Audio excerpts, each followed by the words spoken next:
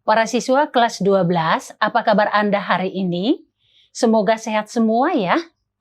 Hari ini kita masih tetap mengadakan pembelajaran kita dari rumah karena keadaan dan situasi yang belum memungkinkan bagi kita untuk bertatap muka. Baik, sebelum kita melaksanakan pembelajaran kita, terlebih dahulu pastikan bahwa Anda telah terhubung dengan internet Anda dan semua alat-alat pembelajaran Anda telah tersedia. Anda siap? Iya. Kalau Anda sudah siap, sebelum kita belajar, mari kita berdoa menurut agama dan kepercayaan kita masing-masing. Silakan.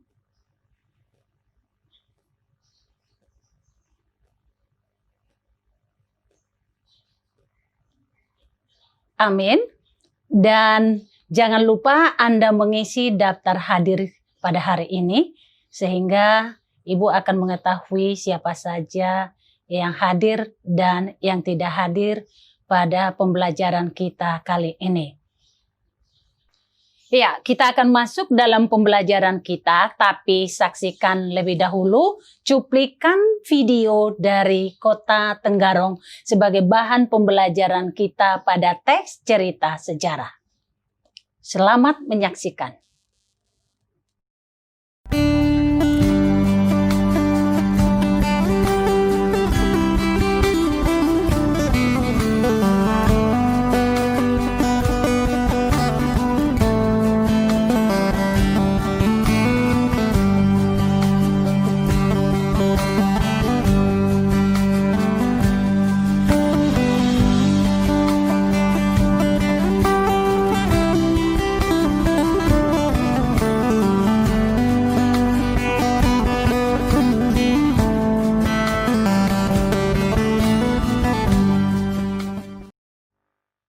Baiklah, setelah kita menyaksikan teks video tadi, itu adalah bahan pembelajaran yang akan kita bahas bersama dalam diskusi kita nanti.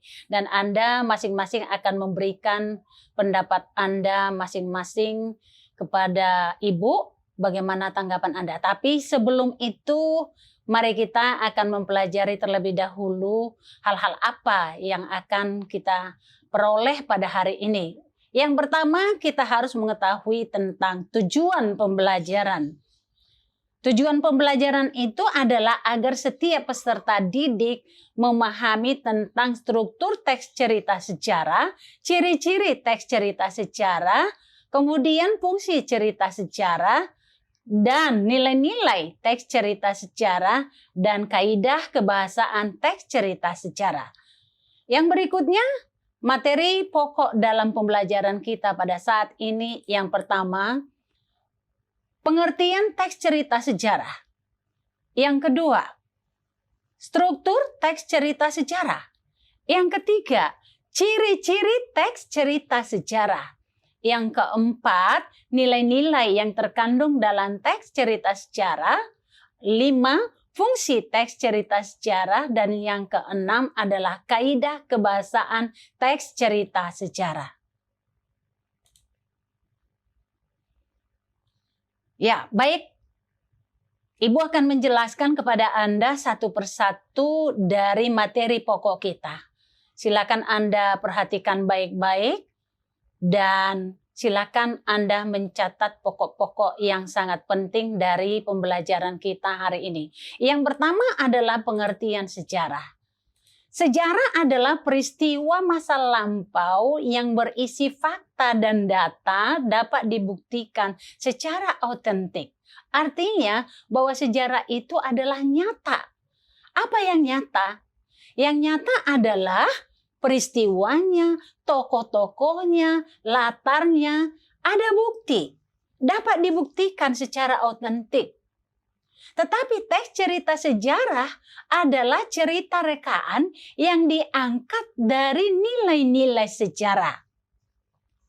Teks cerita sejarah ini menggambarkan misalnya mitos-mitos seperti mitos tentang terjadinya sebuah daerah, mitos tentang sebuah pahlawan atau seseorang.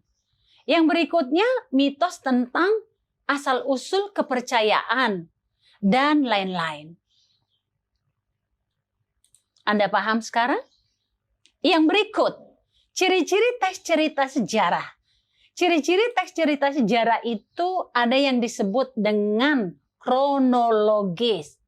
Kronologis artinya bahwa teks cerita sejarah itu diuraikan secara berurut menurut ketentuan keterangan waktu dari awal hingga akhir. Yang kedua, sering menggunakan konjungsi temporal. Pengertian konjungsi temporal adalah konjungsi yang menggunakan kata penghubung masa silam. Misalnya, pada, saat, ketika, dan sebagainya. Teks cerita sejarah dengan ciri yang ketiga adalah sering recount. Recount artinya cerita ulang. Dan yang keempat, bahwa cerita teks sejarah itu bisa berupa fakta dan bisa berupa fiksi. Tapi jika fiksi, tetap berlandaskan atau berlatar belakangkan tentang fakta-fakta sejarah. Ya, demikian penjelasan Ibu. Anda paham sekarang? Ya, yang berikutnya kita akan membahas tentang struktur teks cerita sejarah. Struktur teks cerita sejarah itu terdiri dari abstrak dan orientasi. Kemudian ada komplikasi, ada klimaks, ada resolusi, dan ada koda. Apa artinya abstrak? Abstrak adalah ringkasan. Ringkasan dari cerita. Kemudian abstrak ini opsional, boleh ada, boleh tidak. Yang berikutnya orientasi. Orientasi itu adalah pembuka yang berisi pengenalan. Pengenalan akan peristiwa, pengenalan akan tokoh, dan pengenalan akan latar. Yang berikut adalah komplikasi. Komplikasi adalah rangkaian peristiwa. Dari peristiwa yang satu menimbulkan peristiwa yang lain. Dan jika peristiwa itu sudah memuncak, itulah yang disebut dengan klimaks. Jadi klimaks adalah peristiwa puncak dengan intensitas masalah tertinggi. Kalau masalah itu sudah pada puncak, tentu saja pasti menurun. Dan jika peristiwa-peristiwa itu telah mengarah pada penyelesaian, maka itulah yang disebut dengan resolusi. Jadi resolusi itu adalah ada di dalamnya pemecahan masalah. Sudah mulai ada titik temu dari sebuah permasalahan. Kemudian permasalahan itu akan selesai yang kita sebut dengan koda. Jadi koda adalah penutup. Penutup itu sering menggambarkan dari pesan moral atau amanat yang ada di dalam teks cerita sejarah. Iya. Anda paham sekarang? Ya, Ibu akan melanjutkan lebih dahulu supaya pembelajaran tentang pengetahuan apa saja yang kita pelajari dari teks cerita sejarah ini lengkap. Yang akan Ibu bahas kembali adalah fungsi dari teks cerita sejarah.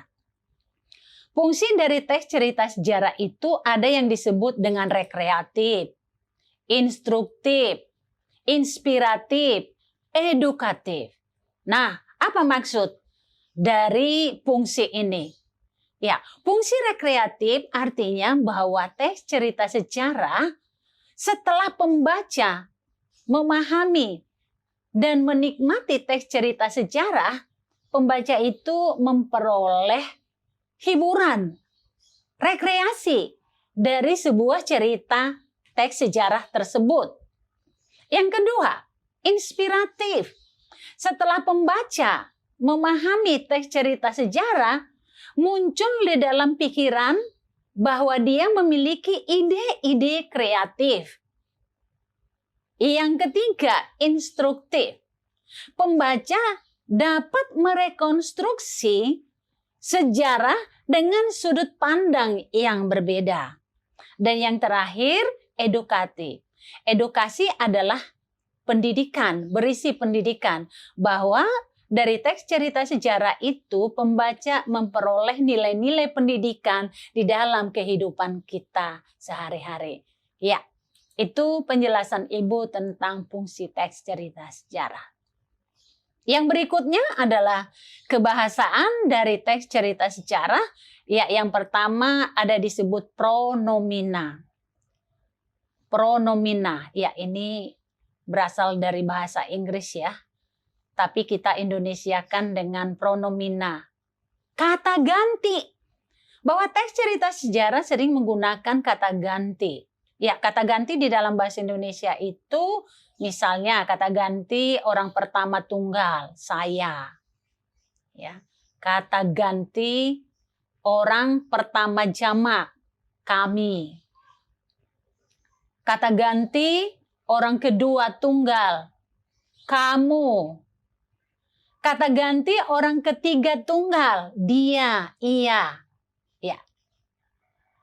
Dan yang kedua, bahwa kebahasaan yang digunakan di dalam teks cerita sejarah itu adalah menggunakan konjungsi temporal. Ya, konjungsi-konjungsi yang menunjukkan pada masa silam. Seperti yang Ibu telah jelaskan tadi. Misalnya, saat, pada, ketika, dan sebagainya.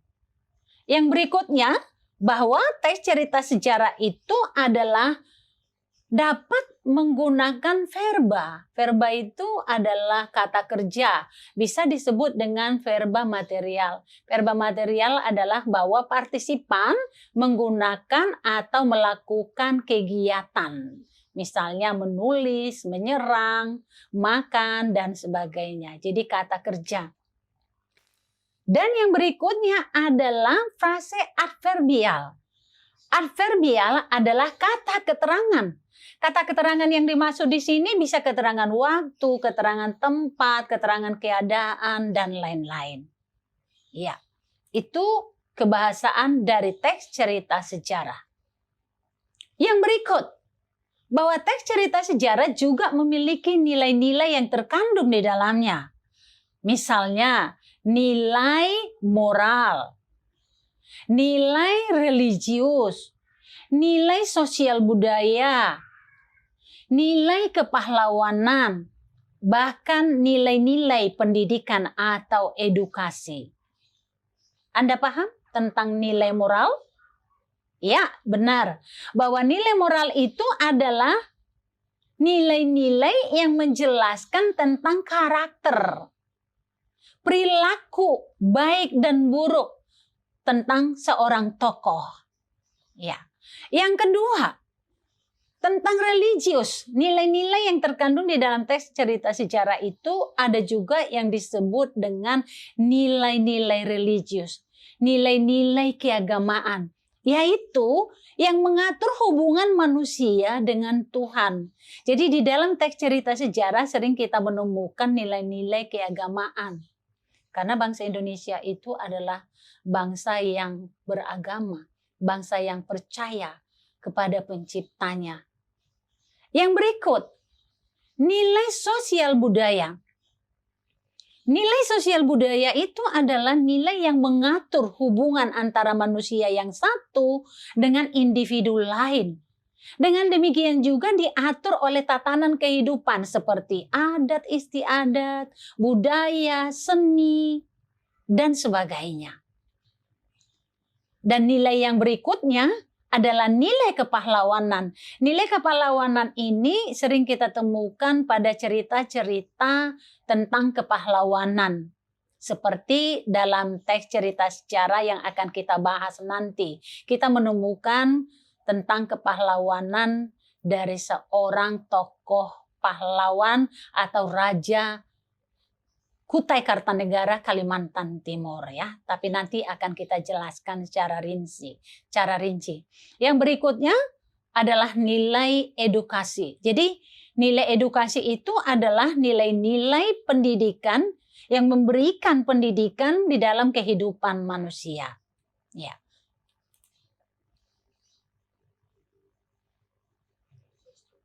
Baiklah, kita akan melihat sebuah teks cerita sejarah yang berasal dari Kalimantan Timur.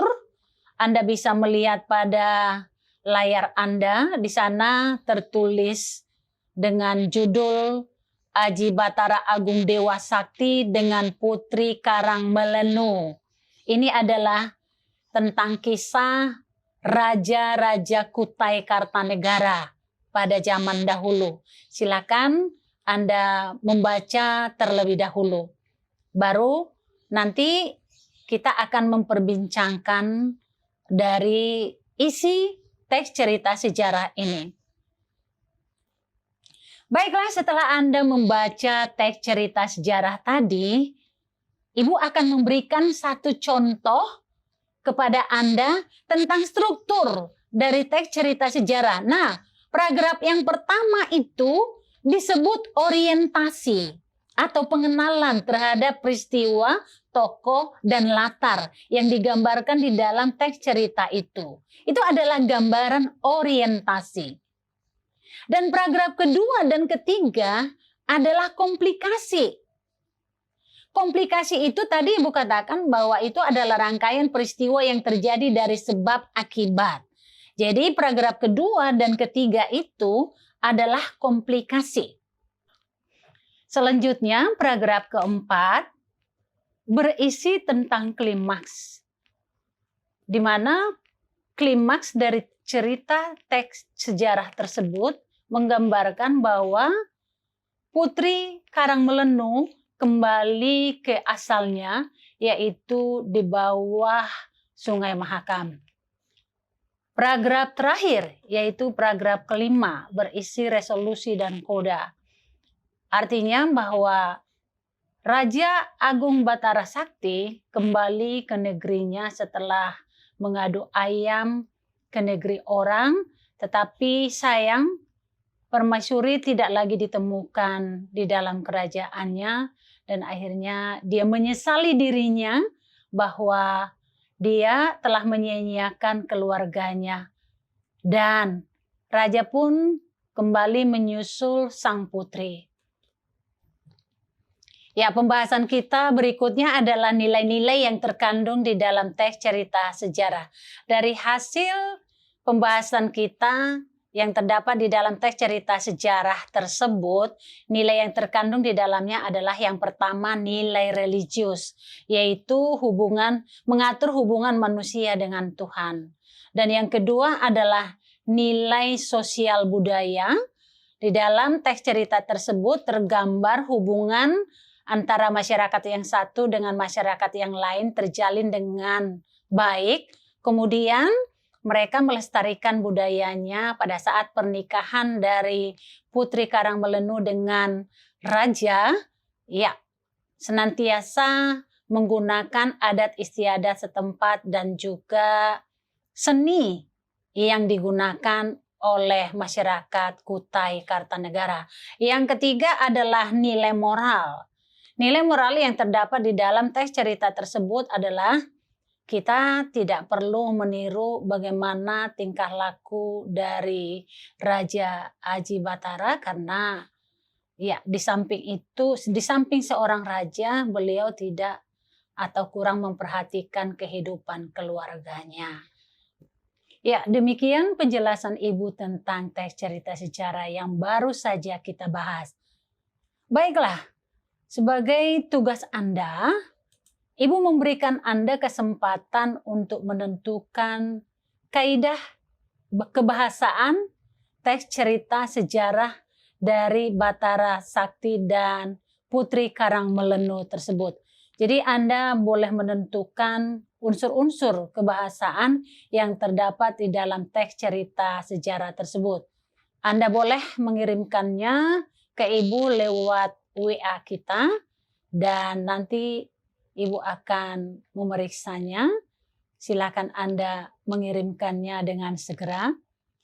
Kemudian tugas selanjutnya Ibu berikan kepada Anda, silakan membaca pada layar Anda. Di sana terdapat teks cerita sejarah juga yang berasal dari Kalimantan Timur dengan judul Lembu Swana, satwa mitologi kota raja.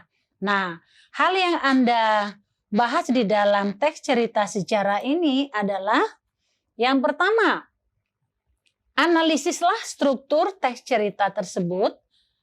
Yang kedua, jelaskan nilai-nilai yang terkandung di dalam teks cerita tersebut. Yang ketiga, fungsi apa saja yang terdapat di dalam teks cerita tersebut. Dan yang keempat, identifikasilah unsur-unsur kebahasaan di dalam teks cerita tersebut. Silahkan Anda mendiskusikannya dengan kelompok. Setelah Anda mendiskusikan di dalam kelompok, kemudian hasil diskusi dikirimkan ke Ibu lewat WA kita. Dan Ibu memberikan waktu pengerjaan tugas ini selama 3 hari bersama dengan kelompok Anda. Anda paham? Iya. Jika Anda ada yang tidak paham dari tugas kita, silakan Anda bertanya melalui WA grup kita. Demikian pembelajaran kita pada hari ini. Semoga pembelajaran kita ini dapat Anda pahami dengan baik. Pesan Ibu, tetap jaga kesehatan, tetap cuci tangan, tetap Anda menggunakan masker kemana saja Anda pergi, dan tetap semangat belajar walaupun kita tetap berada di rumah. Terima kasih. Sampai jumpa.